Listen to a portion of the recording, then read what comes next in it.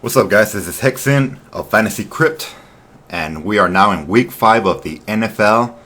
And I'm going to be discussing my pro versus pro picks for this week. My opponent for the week is Sturfleece.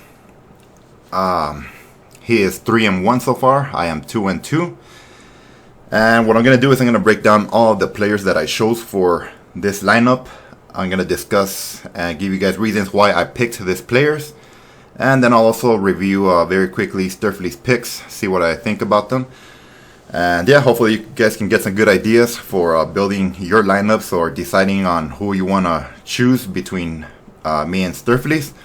And that way you guys can put in your picks and make some cash this week. So let's get started. I'm going to go through every player position by position, and I'm going to describe why I chose him and my reasons behind it. So starting out with quarterback, I always like to pay down on quarterback. I never pick the expensive guys, especially with my head-to-head matches, because if I go with an expensive quarterback, it's going to affect the rest of my lineup. I'm going to have some weaker positions and all the rest of the positions, and I'd rather not go that route. So by paying down on quarterback, I always find value with a cheaper quarterback, which I know is going to put up just about as many points, if not more, than the top guys. Nothing wrong with Ben, Phillip Rivers, Matt Ryan, Jerry Goff, Cam, Drew. All these guys are going to be amazing this week, but there's also some guys down here who are cheaper that could put up just as much points, and their price tags are usually $2,000 cheaper or $3,000 cheaper, so why not? The guy that I'm going to be going with this week is Matthew Stafford. I'm going to plug him in. He has a very great matchup against Green Bay. He's going to have to throw the ball a lot. I really don't think Green Bay is going to be left behind in this game, even though all their wide receivers are injured right now. This is Aaron Rodgers we're talking about, one of the greatest quarterbacks of all time. So he's definitely going to be putting up points on the board, and Detroit is going to have to be keeping up. So Matt Stafford's going to be throwing the ball a lot. He should have a great day this game. So he's only 5,700. That allows you to pay up in the other positions and allow you to get more points. So Matthew Stafford, I think, is the best value quarterback this week. There's also Blake Bortles, but for me, Blake Bortles is just too risky. He has those weeks where he just goes off for 35, 40 points, and then others where he just goes off for 8 points. As you can see here, 35 on week 2, and then the next week, 8.9. So there's more risk there. He has a higher ceiling than Matt Stafford, obviously, but a lot more risk. And I also heard that the weather is going to be pretty bad for this game, so that kind of adds a little bit less value into him because of that. So I think the safer pick would be Matthew Stafford, so that's who I'm going with. Let's move on to running backs. On running backs, I'm going to go with the trio, which I believe is going to be the best 3 guys that you can pick on your head-to-head lineups.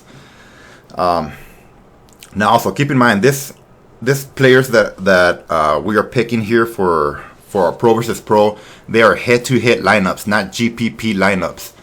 Don't be like this idiots, like one that I dealt with earlier in the No Limit Coin Slack that claims that you are not a badass at head-to-head fantasy if you're not hitting 200 plus points every week on your head-to-head matchups. You know, for head-to-head matches, you need 150 plus to have a good week. If you could get anywhere from 150 to 175, you are bound to win at least 70 to 80% of all your head-to-head matches. There's no need for 200 plus. 200 plus is for your GPP lineups. Obviously, those are going to be your more riskier lineups where you're going to be having more riskier players with higher ceilings. So for head-to-head matches, you want safe players that are going to pay off their salary based off of 3 points for every $1,000 of salary that you spent on them. That's usually the formula you want to use. So anyways, yeah, don't be one of those dumbasses. So let's get back to running backs.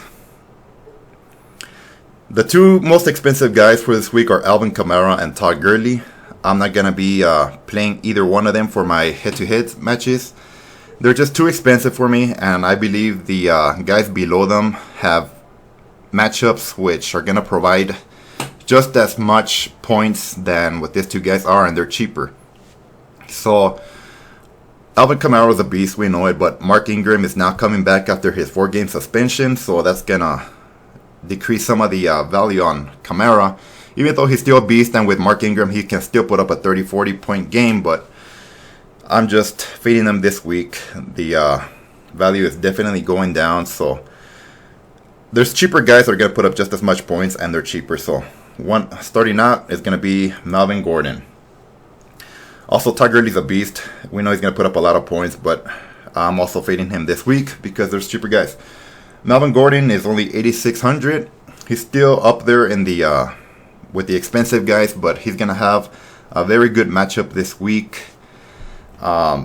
He should be putting up a lot of points, and possibly even more than Alvin Kamara and Gurley this week. He should be seeing a lot of targets. He gets a lot of touches every week, so Melvin Gordon is very safe. The next guy, Christian McCaffrey. He's another guy that has another ideal matchup this week against the Giants. McCaffrey gets a lot of targets as well, so in your PPR matches, that's ideal to have. He should be seeing, anywhere from up to maybe even 10 targets, if not more. He's already seen 15 in one game, so I don't see why 10 is not possible this game. And then plus whatever yards he gets in rushing, he should have a huge game as well. And he's only 8,000. The third running back I'm going to be going with, only $7,500, is James Conner of Pittsburgh against Atlanta, which should be a shootout game. A lot of points should be put up in this match.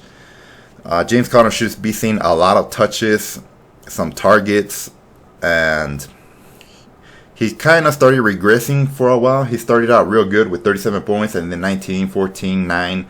So he's obviously been doing worse than worse every week. I think this is the week where he bounces back and goes back up to anywhere from 20 to 30 points. I don't see why that doesn't happen this week. And he's only 7,500. I'm plugging him in a shootout game, which should see a lot of points on the air and in the floor. So this 3 running backs, I think, is the golden trio for this week for your head-to-head matches. I'll go down the list with the rest of the guys just to kind of give you guys some info on the rest of the players. Zeke against Houston could be good, but I don't know. It just Zeke this year has not been the same as last year, so it could be risky. Saquon Barkley is another beast guy that gets a lot of targets and runs a lot, but he's going up against a good Carolina defense, so there could be some risk there. Joe Mixon comes back this week after injury, so he could be having a huge game as well against Miami. This could be good. Gio Bernard is going to be out this week from what I've read so far. He's injured. Devontae Freeman is coming back, I believe, so he should have a decent game. Tevin Coleman behind him will probably not see as much production anymore. A lot of people are ramping up David Johnson this week. They're seeing him have the best week of this season against the 49ers.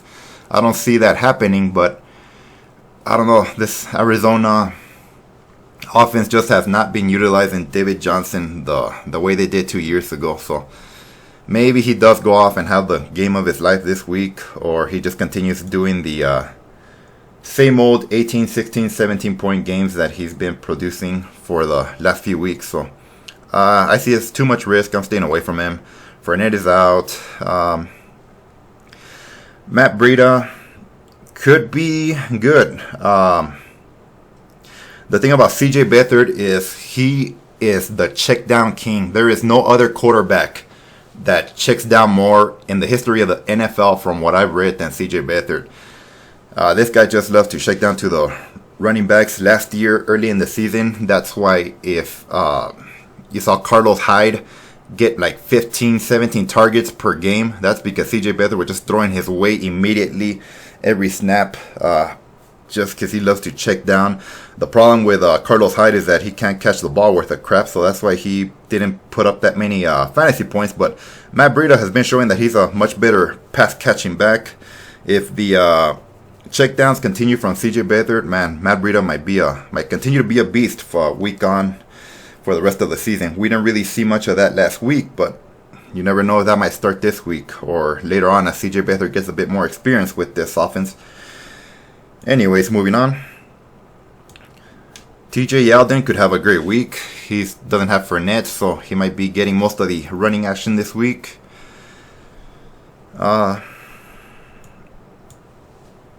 Going down cheaper.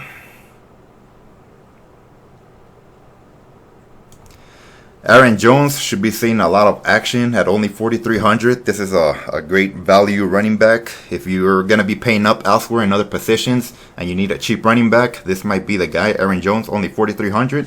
Should be getting a lot of action. Cheaper than that,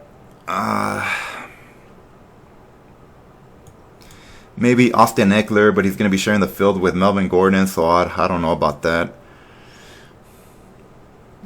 I don't really see much more value out here with the cheaper guys. So let's move on to wide receivers. Alright. The wide receivers, I usually like to pay down as well. And one of the best values that I found for this week is down here in the 4,000s. Where's he at?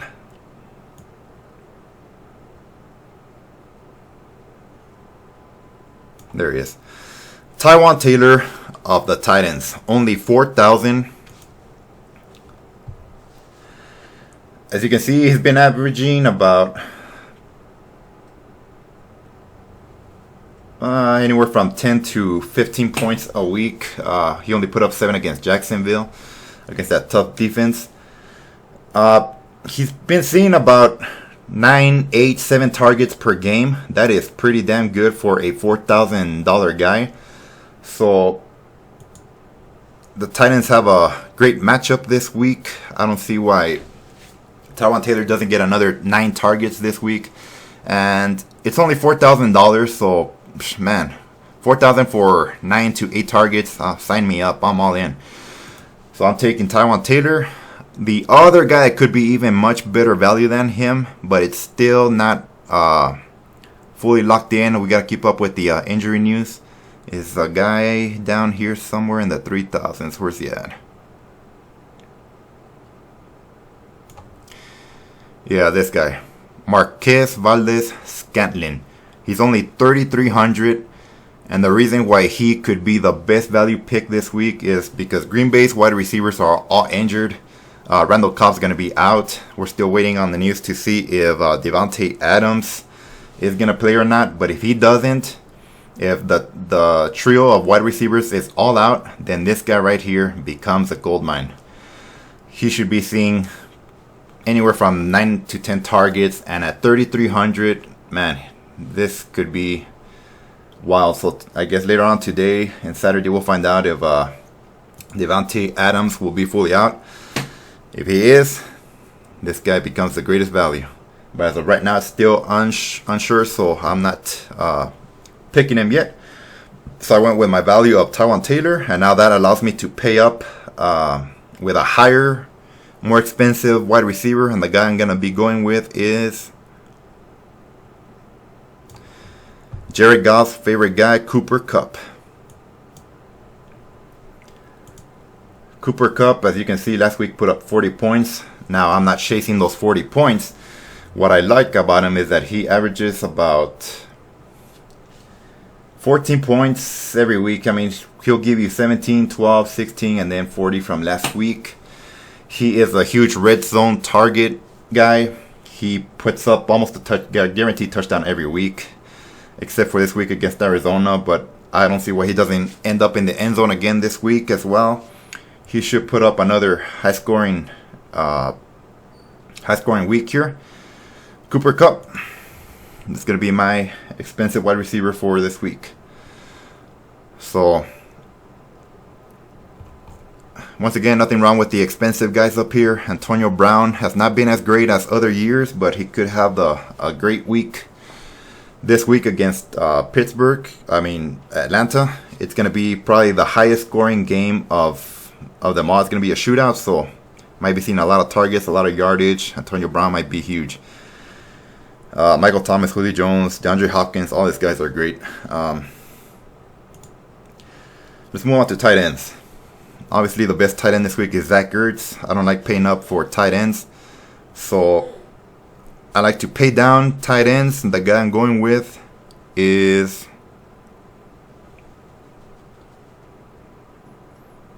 where is he at? Jimmy Graham. Not that cheap, but not that expensive either. He's more in the mid-era. The reason I'm going with him is because, again, all the Green Bay wide receivers are banged up. So Jimmy Graham is probably the best pass catcher out there right now. He's going to be seeing a lot more targets. Might see the best game of this season for him. He has not been too great, but, I mean, he gives you a floor of about 10 fantasy points. So now that all the wide receivers are banged up, he should be seeing more targets. And, of course, a lot more red zone targets, which should give him hopefully a couple touchdowns this week, if not at least one. So he should be putting up close to a 20-point fantasy game this week. I don't see why that doesn't happen. So Jimmy Graham's my tight end for this week at 4,700. Nothing wrong with the expensive guys up here, but once again, you plug in one of these guys, the rest of your lineup's gonna suffer. So with the lineup I have built so far, Jimmy Graham just fit in perfectly. So let's move on to flex. Well, I got the running back. This is a week you want to go 3 running backs, by the way. Don't get 2 running backs and 3 wide receivers. You might pay the price for that. Running backs is where it's at this week, and the majority of weeks, obviously. Let's move on to kicker. The kicker I'm going to be going with this week is Will Lutz. He's a pretty damn good kicker. Puts up pretty high scores in his in fantasy production. Another guy that you could go with, which is also great, is where is he at?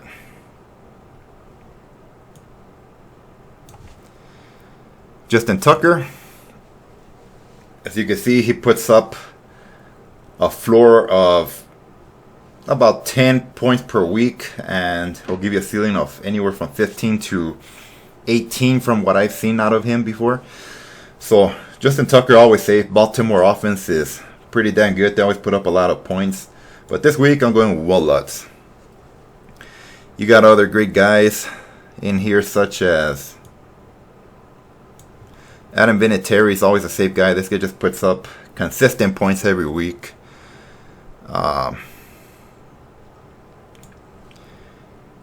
You got Carlos Santos, who's replacing my man Greg Zuerlein right now. He could be good too.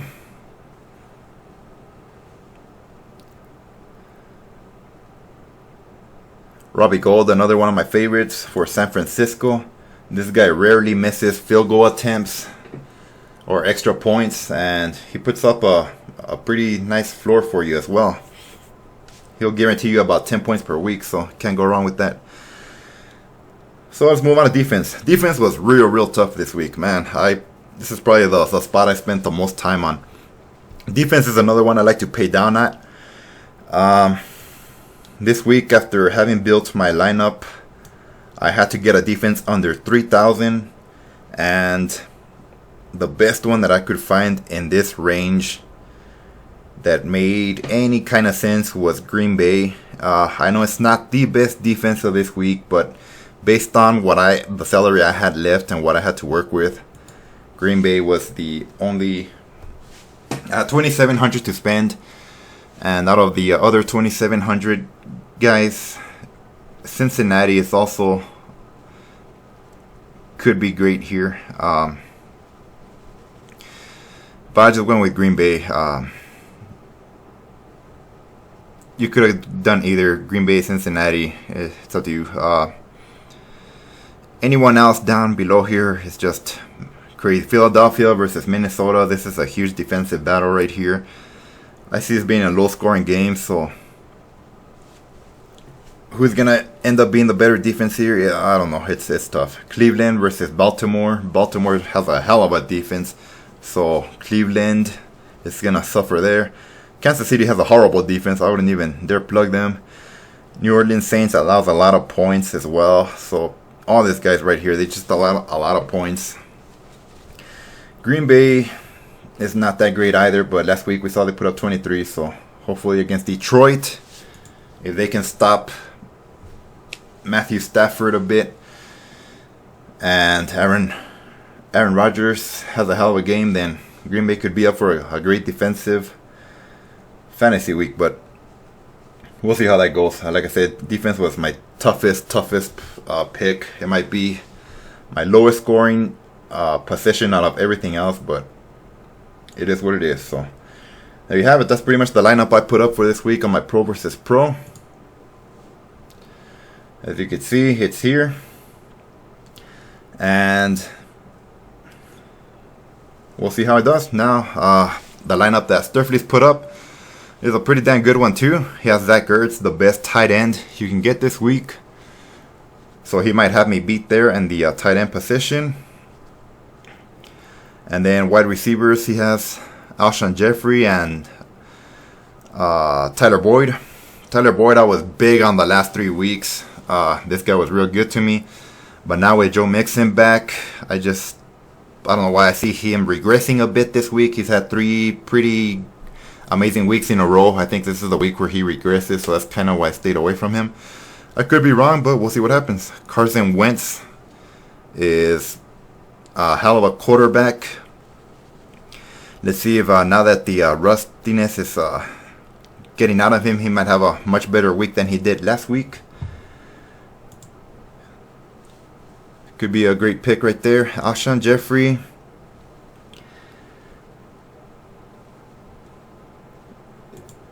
is a great wide receiver. I tend to stay away from Eagles wide receivers because Carson Wentz, from what I've seen, likes to spread the ball around, and you just never know who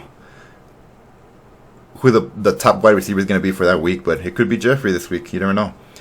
David Johnson here. Again, he could have the best game of his life this week, or he's just going to continue doing the same old he's always been doing, which is what I think he's going to keep doing. So, David Johnson, we'll see what happens with him. Could be a great pick, not. Melvin Gordon, obviously, is going to be great. We both have him. And for kickers, he went with Justin Tucker. Like I said, he could be the best kicker this week. Eagles defense against Minnesota. That one is tough, but again, defense is just ugly this week. Sterling Shepard against Carolina. That could be risky. But then again, he could go off for another great week. But I think maybe this week is the week Odell Beckham has a better week. We'll see how that goes as well. All in all, it's not a bad lineup, so should be tough. Might go down to a thin line here. And we'll see who wins. So you guys put in your bets. Who do you think is going to win? Me or Sturfle's? And make some cash. If you like the some of the extra info I gave you to build some of your own personal lineups, then go ahead and do that and thank me later if you do well. Or get ready to talk shit to me if one of my picks ruined your lineups. Regardless, I've been doing pretty good. So, based on the stats that of the Pro versus Pro percentages, as of right now, I am the highest points per week player right now in the Pro versus Pros. I'm averaging 168. So I guess that kind of makes me look good in a way, but whatever. I'm still 2-2 though. So week 1, it was unfortunate that I went up against Fantasy Couch, because him and me were the 2 highest scoring players that week. He put up 220, I put up 191. We were the 2 highest scoring guys. Had I gone up against anyone else, I would have had another win on my list right now. Would have been 3-1 as well, but it is what it is. Just gotta live with it and just continue putting up as many points as you can every week. And remember, don't try and aim for 200. This is not GPP lineups. These are head-to-heads. You want to average anywhere from 150 to 175. That's what you want here. And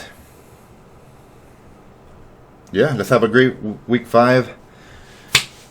Let's end it here. I'll see y'all later.